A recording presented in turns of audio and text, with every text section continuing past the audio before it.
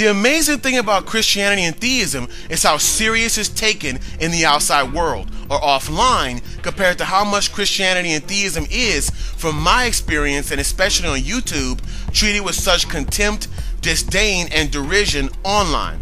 Online, like for instance YouTube, atheism is far more popular and supported than theism and Christianity. For example, the most popular atheist on YouTube, to my knowledge, is The Amazing Atheist, who currently has 185,870 subscribers. However, the most popular theist online, to my knowledge, is Uma Films, who, relatively speaking, only has 47,188 subscribers at this time.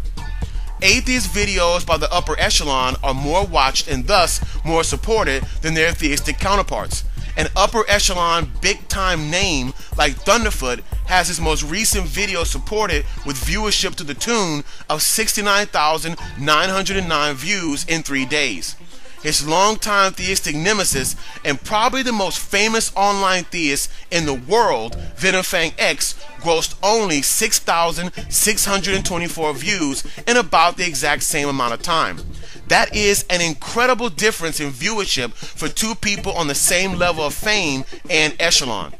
In fact, atheism is so much more popular than theism on YouTube and is taken to be so much more rational and credible that 4 atheists, The Amazing Atheist, Lacey Green, Pat Condell, and Thunderfoot, all have over 100,000 subscribers.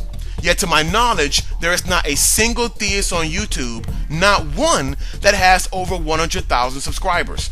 That is simply astounding. Yet offline, in what many people call the real world or real life, how serious is theism and Christianity taken? Christianity and theism are taken so seriously and is considered so rational and credible, you can get a college degree and even a PhD in Christianity or theology.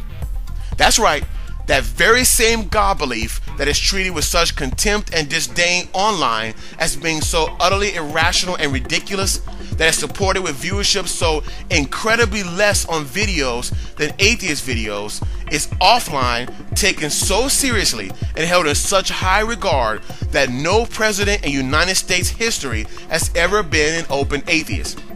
In fact, all except one were open and declared God believers. And even that one, Abraham Lincoln, considering his various statements, was at the least a believer in a higher power and at most a deist or even a Christian, just perhaps not an open and declared one.